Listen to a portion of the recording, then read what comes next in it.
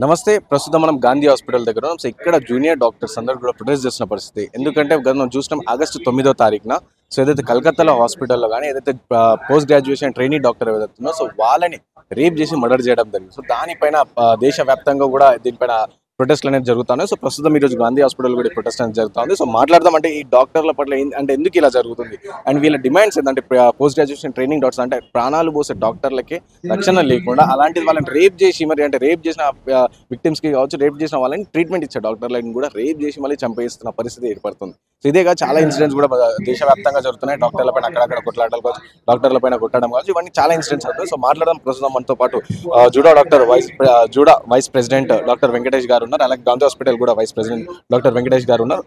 Sir నమస్తే. Sir నమస్తే అండి. సో చెప్పండి సార్, ఫస్ట్ ఆఫ్ ఆల్ కోల్కతాలో ఏదైతే ఇన్సిడెంట్ జరిగిందో ఆ ఇన్సిడెంట్ అలా జరిగిందని వినంగానే వాట్ ఈస్ యువర్ ఫస్ట్?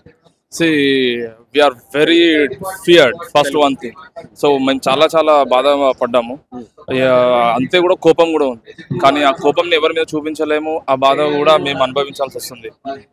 మేము ఆ అమ్మాయి ఆ 2-4 గంటల మధ్యన సంఘటన గుర్తు చేసుకుంటే అది చాలా బాధాకరం. నేను గౌరవనీయులైన ప్రధానమంత్రి గారికి, వెస్ట్ బెంగాల్ ముఖ్యమంత్రి గారికి మరియు ఇక్కడ మన తెలంగాణ ముఖ్యమంత్రి గారికి విన్నవించుకున్నది ఏంటంటే తెలంగాణ జూడా నుండి కానీ గాంధీ మెడికల్ కాలేజ్ నుండి కానీ ఆ అమ్మాయికి చనిపోయిన విక్టిమ్కి కంపల్సరీ న్యాయం జరగాలి. ఒకటి, సిబిఐ ఎంక్వైరీ జరగాలి. 2, వాళ్ళ పేరెంట్స్కి సపోర్ట్ ఉండాలి, కంపెన్సేషన్ చేయాలి.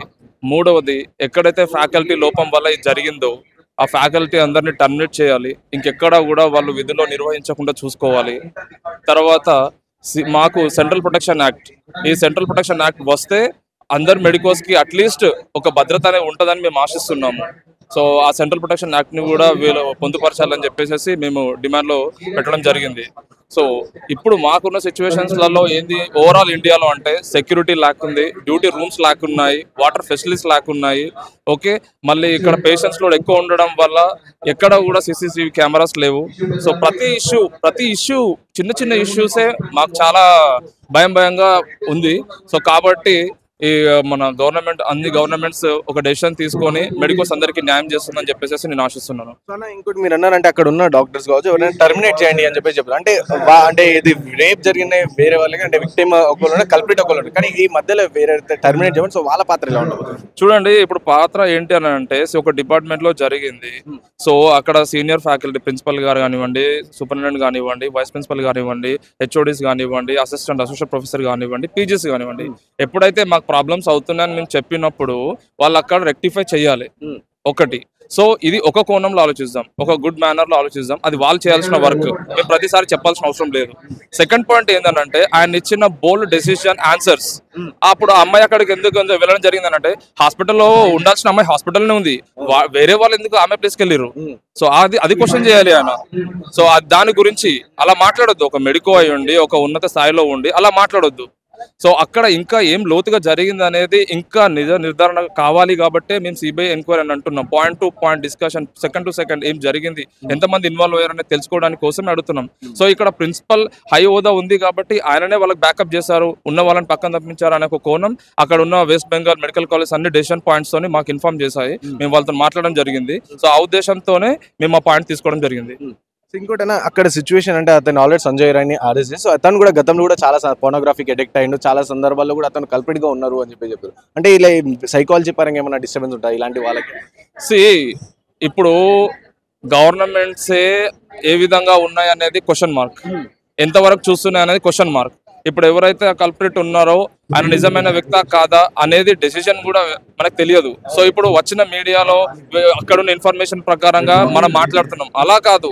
ఇప్పుడు చూసే మీ మీడియాకే వాళ్ళు ఆన్సర్ ఇవ్వాలి కంపల్సరీ. సో ఏం జరిగింది, ఎలా జరిగింది, ఈ విక్టిమ్ కల్ప్రిట్ అవునా కాదా, ఇంకెంతమంది ఉన్నారు చూడండి. ఎవరైనా ఒకరిని కొట్టాలంటే ఫస్ట్ పంచ్ ఎక్కడ చేతికో తలపైనో లేకపోతే ఛాతి పైన కొడతారు. అలాంటిది ఆ అమ్మాయి ముక్కు బ్లీడ్ అవ్వడం ఏంటి, పర్సనల్ ప్లేస్ నుండి బ్లీడ్ అవ్వడం ఏంటి, నీ ఇంజురీ అవ్వడం ఏంటి, నెక్ ఇంజురీ అవ్వడం ఏంటి, ఇలా ఒక్క పర్సన్ ఎలా చేస్తారని వాళ్ళు అనుకుంటున్నారు. సో ఒక్క పర్సన్ ఎందుకు రివీల్ చేశారు? సో అక్కడ 4-5 మెంబర్స్ ఉంటారు కాబట్టి వాళ్ళు అక్కడ హైడ్ చేస్తున్నారు వాళ్ళని. సో ఈ విషయాన్ని గురించే సిబిఐ ఎంక్వైరీ వెళ్ళాలి, కంపల్సరీ అమ్మాయికి న్యాయం జరగాలి. సో ఇంకోటి నైట్ డ్యూటీస్ చేసే డాక్టర్స్ కి ఎలాగైనా సరే హాస్పిటల్స్ లో సెక్యూరిటీ ఉంటుంది కదా, అంటే ఈ ప్రెసెంట్ ఇప్పుడు గాంధీ హాస్పిటల్ ఎగ్జాంపుల్, సో ఇక్కడ సెక్యూరిటీ వాళ్ళు ఉన్నారు, అంటే నైట్ డ్యూటీ చేసే లేడీ డాక్టర్స్ కోసం సెక్యూరిటీ ఉన్నారు. సెక్యూరిటీ లేకనే మేము లాస్ట్ టైం ప్రొటెస్ట్ చేసాము. దాని గురించి మేము మళ్ళీ మా స్ట్రైక్ తర్వాత కూడా మేము ఫాలో అప్ చేసుకోవాలి, మేము దానికి ముందు తీసుకెళ్దామని ఉన్నాము. కానీ సెక్యూరిటీ, మీరు అడిగిన ప్రశ్నకి సెక్యూరిటీ ల్యాప్సెస్ ఉన్నాయి. ఇక్కడ మా డాక్టర్స్ కూడా ప్రాబ్లమ్స్ ఫేస్ చేస్తున్నారు. సో ఇది ఇంకా ఫైనల్ డిమాండ్ ఏంది, మీ ప్రధాన డిమాండ్ ఏంది, అండ్ దానికి ఎలా న్యాయం జరుగుతుంది అని చెప్పేసి మీ డాక్టర్స్ అనుకుంటున్నారు? ప్రధానమైన డిమాండ్ సిబిఐ ఎంక్వైరీ జరగాలి. అదే ఫస్ట్ పాయింట్ లో ఎవరైతే కల్ప్రిట్స్ ఉన్నారో వాళ్ళు బయటకు రావాలి, వాళ్ళని వీళ్ళు శిక్షించాలి. ఇది అయిపోతే నెక్స్ట్ ఫ్యామిలీకి కంపెన్సేట్ చేయాలి. థర్డ్, మనకి ప్రొటెక్షన్ అనేది ఒకటి సెంట్రల్ గవర్నమెంట్ నుండి రావాలి. సో ఈ 3 బేసెస్ సెంట్రల్ ప్రొటెక్షన్ యాక్ట్ లో not only security, CCTV, surveillance, okay, follow up, ఇవన్నీ కూడా ఉండాలి.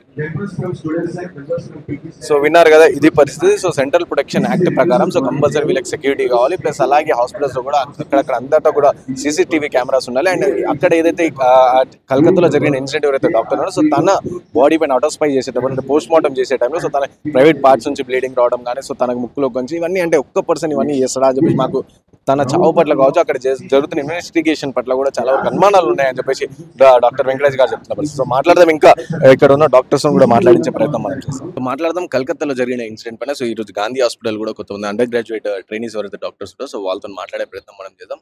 సో మేడం చెప్పండి మేడం, ఇప్పుడు కలకత్తాలో జరిగిన ఇన్సిడెంట్ గురించి మీకు ఆల్రెడీ తెలుసు. సో ఇక్కడ గాంధీ హాస్పిటల్ అలాంటి ఇన్సిడెంట్స్ లైక్ అలాంటి సిచ్యువేషన్స్ ఏమైనా, అంటే సెక్యూరిటీ లేకపోవడం కానీ అలాంటివి ఏమైనా ఉన్నాయి ఇక్కడ గాంధీ? అలాంటి అంత ఘోరమైన ఇన్సిడెంట్స్ జరగలేదు. కానీ ఇందాక మా పీజీ మ్యామ్ చెప్తున్నారు, ఆమె షిఫ్ట్ కంప్లీట్ చేసుకొని హాస్టల్కి వెళ్ళేటప్పుడు 2 అబ్బాయిలు వెనకాల నడుస్తున్నారని. ఆమెకి ఏం చేయాలో తెలియక తన పీజీ ఇంటర్న్కి ఫోన్ చేసి రమ్మంటే ఆయన వచ్చి అప్పుడు హెల్ప్ చేశారని.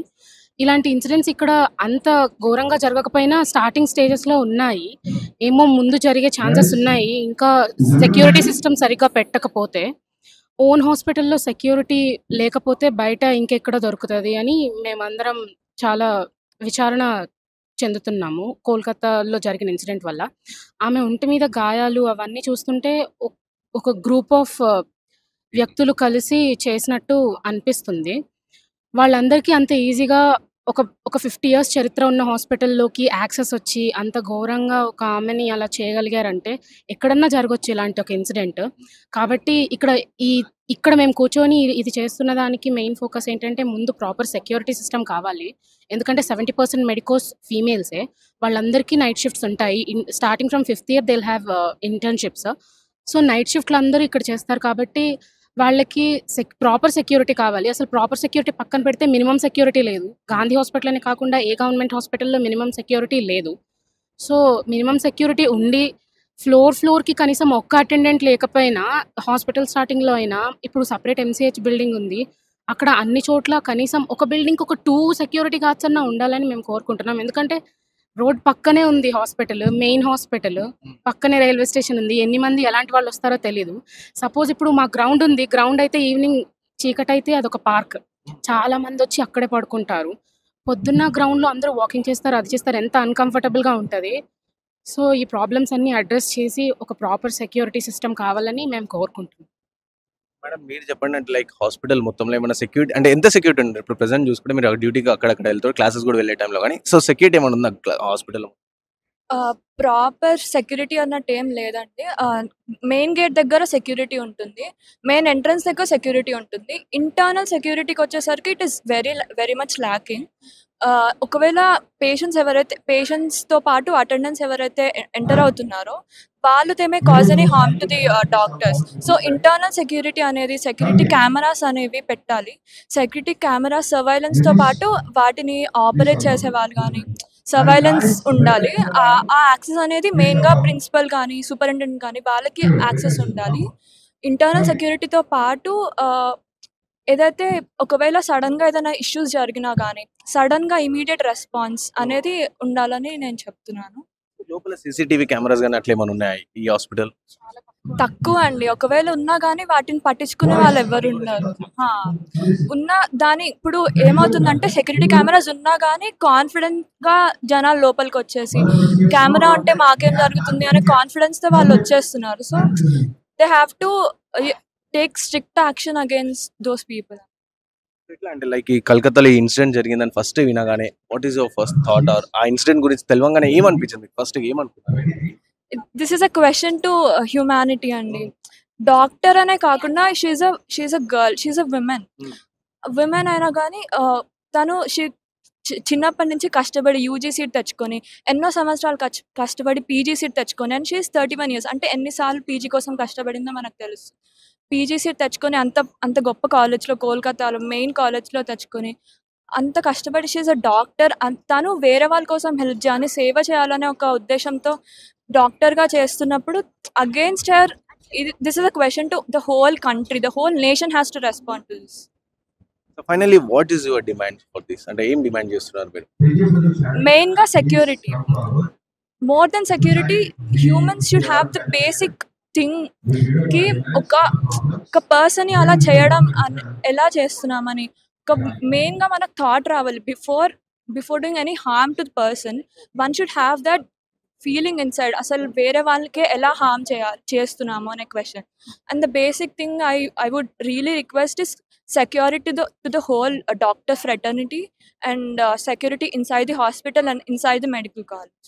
సో విన్నారు కదా, ఇది పరిస్థితి. సో కంప్లీట్గా ఇక్కడ దేశవ్యాప్తంగా కాకుండా ఇక్కడ గాంధీ హాస్పిటల్ కూడా చాలా వరకు సెక్యూరిటీ అనేది ల్యాకింగ్ ఉందని చెప్తారు. సో అక్కడ ఉన్న సీసీటీవీ కెమెరాస్ కూడా ఏదైతుందో, సో సీసీటీవీ కెమెరాస్ కూడా చాలా సందర్భాలు పనిచేయని కెమెరాస్ ఒకవేళ ఉన్నా సరే అరకొర ఉన్నాయని చెప్తున్నారు. సో ఆ సీసీటీవీ కెమెరాస్ ఉన్నా సరే చాలా మంది వస్తున్నారు. సో గతంలో కూడా ఒకసారి ఒక సీనియర్ డాక్టర్ ఎవరైతే సో వాళ్ళకు కూడా ఇలాంటి సిచ్యువేషన్ ఫేస్ ఎవరో ఇద్దరు తన ఇంకా ఫాలో అయ్యారు. సో తన కోవర్కర్ వచ్చి తనని సాయం చేసే తను ఆ రోజు సేఫ్గా ఉన్నానని చెప్పి సో ఇట్లా ఇది గవర్నమెంట్ హాస్పిటల్ అంటే గవర్నమెంట్ హాస్పిటల్ ప్రధానంగా ఇవి ఇలాంటి సిచ్యువేషన్ చాలా చూస్తున్నామని చెప్పి ఈ డాక్టర్స్ కూడా ఇంకా భయభ్రాంతులకు గురవుతున్నారు. అంటే ఇప్పటికైనా సరే అట్లీస్ట్ ఇప్పటికైనా సెంట్రల్ ప్రొటెక్షన్ యాక్ట్ తీసుకురావాలి. సో మాకు కంపల్సరీ డ్యూటీలో నైట్ షిఫ్ట్స్ ఉన్నప్పుడు సెక్యూరిటీ కంపల్సరీ ఉండాలి. అండ్ సడన్ గా రెస్పాన్స్ కానీ కూడా కొంతమంది సిబ్బంది ఉండాలి అని చెప్పి ప్రధానంగా డిమాండ్ చేస్తారు. అండ్ అలాగే కంపల్సరీ మినిమం కెమెరాస్ ఫెసిలిటీస్ ఉండాలి ఇక్కడ. అండ్ అలాగే ఇక్కడ హాస్టల్స్ కూడా ఫెసిలిటీస్ కానీ చాలా తక్కువ ఉన్నాయని చెప్పి వీళ్ళు చెప్తున్న పరిస్థితి. సో చూద్దాం మనం గవర్నమెంట్ ఏ విధంగా స్పందిస్తుంది. ఎందుకంటే ఇప్పటికి చూసినా మనం అక్కడ కలకత్తాలో ఏదైతే ఇన్సిడెంట్ సో దానిపైన వాళ్ళకి 3-4 చేస్తుంటారు అని చెప్పి వీళ్ళు డౌట్ అనేది వ్యక్తం చేస్తారు. అయినా సరే అక్కడ